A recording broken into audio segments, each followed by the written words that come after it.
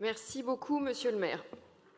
D'abord, je souhaite vraiment me réjouir de la tenue de ce débat, central pour notre ville, au carrefour des sujets d'urbanisme, de mobilité, de développement économique, d'environnement et de gestion de la voirie. Il y a 10 ans, ce sujet n'intéressait encore que peu et depuis, la donne a changé. Les besoins ont explosé, notamment en lien avec l'évolution des modes de consommation, l'explosion du e-commerce et plus récemment celle de la livraison alimentaire à domicile. Avec des externalités négatives majeures pour la ville, qu'il s'agisse de l'attractivité pour les professionnels, des congestions diverses, et puis du bruit, de la pollution atmosphérique ou encore de l'insécurité routière. Alors vous nous présentez, Monsieur le maire, un plan articulé autour de 6 axes. Foncier et immobilier logistique, partage de l'espace public, conditions sociales des livreurs, offre de proximité et transition écologique. Alors comme vous proposez des clauses de revoyure régulières, je veux me permettre quelques remarques.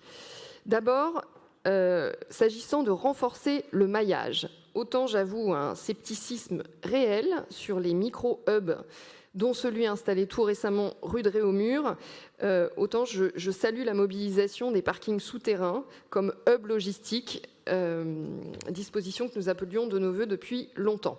En matière de soutien des professionnels, alors on le sait, il y a un retard important de la transition écologique des utilitaires. C'est la raison pour laquelle il est vraiment nécessaire d'accroître le soutien aux professionnels pour assurer la transformation du parc, soit en électrique, soit en hydrogène.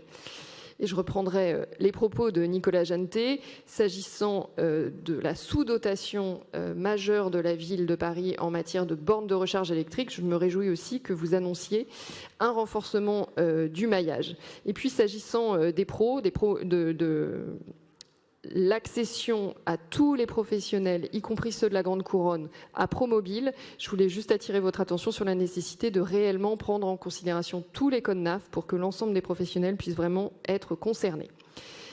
Régler les conflits d'usage. Ils ont d'ores et déjà lieu et ils ne cesseront de se multiplier avec l'accroissement du nombre de vélos cargo sur les pistes cyclables.